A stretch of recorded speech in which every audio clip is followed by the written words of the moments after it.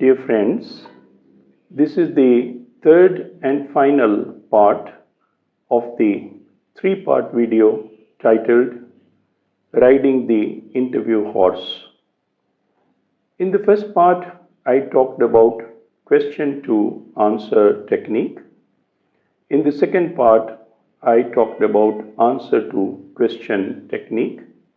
In this third part, I am going to tell you how you can turn the interview in your direction.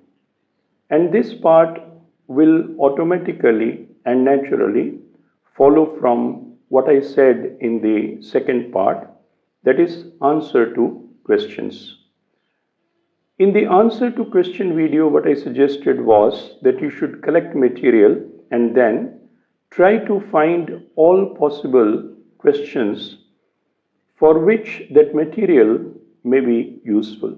Now, when you try to turn the interview in your direction, what you'll be basically doing is to bring up issues for which you have good material with you and about which you can give answers without creating controversies.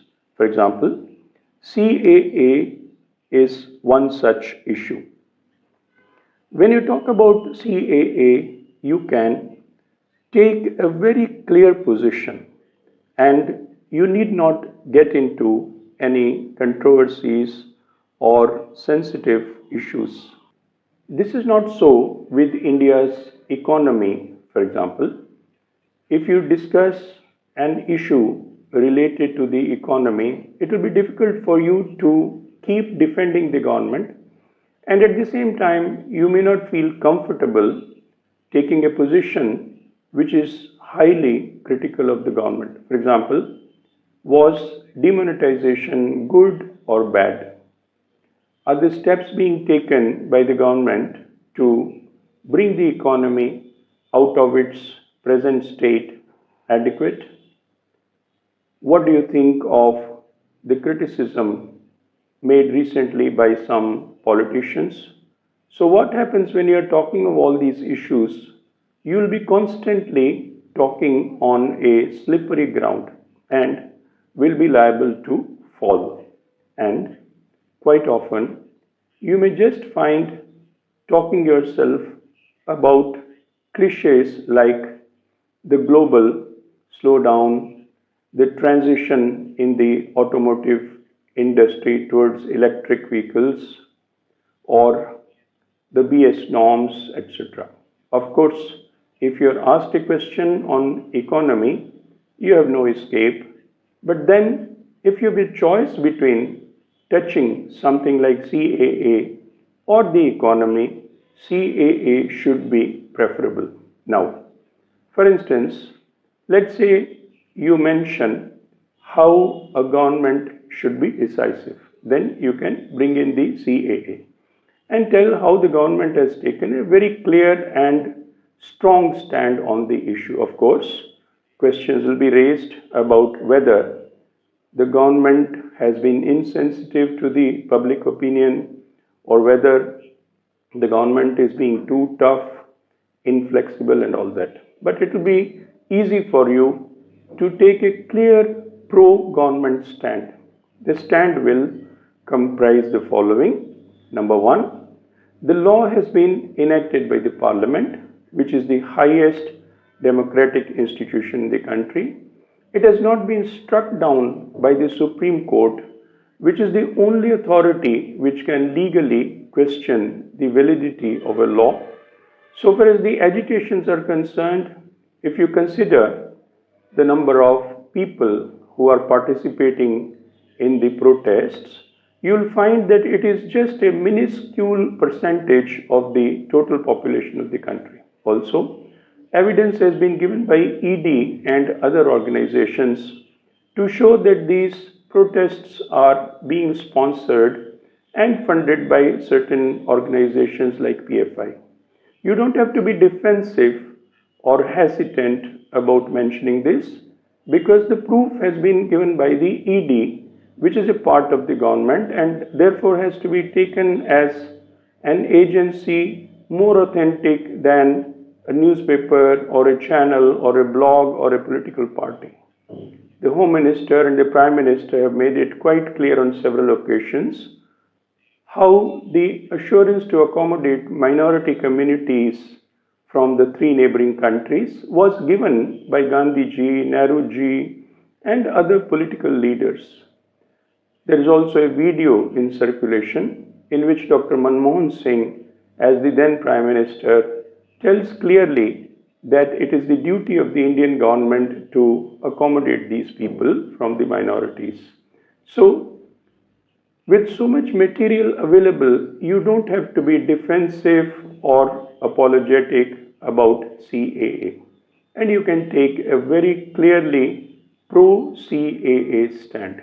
There are other issues like Sabarimala, where could be on a slightly slippery ground, but then again, it is possible to arrive at a position and stick to it. For instance, personally, I would feel that religious sentiments should be given priority, because once you begin to meddle with religious beliefs, then there is no end to it, and religion, which is based on belief rather than logic, will lose its ground. Of course, somebody will try to counter your argument with Sati Pratha, but then Sati Pratha resulted in killing. Here, what is involved is not killing, but honoring a tradition which has continued for thousands of years and which does not do any substantial harm to anyone. There are a number of other temples where the ladies can go. Therefore, to insist that you have to break this particular tradition would, in my opinion, amount to interfering with the religious faith of the Hindus. You can take this stand and then stick to it. Otherwise, if you prefer, you can take the other stand and say that a time has come when law should begin to trim some of the traditions which are against human rights or against the rights of certain sections of society. It's up to you which stand you want to take, and I don't think it's going to make that much difference so long as you are able to argue effectively and properly. Then there are other issues like Kashmir and Ram Janmabhoomi, on which again you can take a very clear position. There is little scope for controversy. For example, about Kashmir, you can take a very clear stand supporting the government. The action taken by the government has ended a long-standing problem and has created an atmosphere in which the thinking of the people will gradually change. About Ram Janmabhoomi, the orders were issued by the Honorable Supreme Court. Therefore, again, you can stand with that order without having any hesitation. So now, coming back to the question of dragging the discussion in your direction, you'll need to practice. You'll need to keep looking for words and expressions. You'll need to use these words and expressions which should act as cues and hints for the members of the board and provoke them to ask questions that you want to answer. For example, while giving an answer to some question that they might have asked, you can refer to the security concerns of our country in such a way that one of the members immediately tells you to elaborate on that. Then you will branch off to concerns of external security. This is an issue about which you can prepare yourself in advance. There is hardly any controversy. You can talk about the string of pearls, how China is becoming belligerent and developing itself into a kind of neo-imperial power, how it is trying to make incursions into the Indian Ocean. You can talk about CPEC and Gwadar, and there is so much to talk about.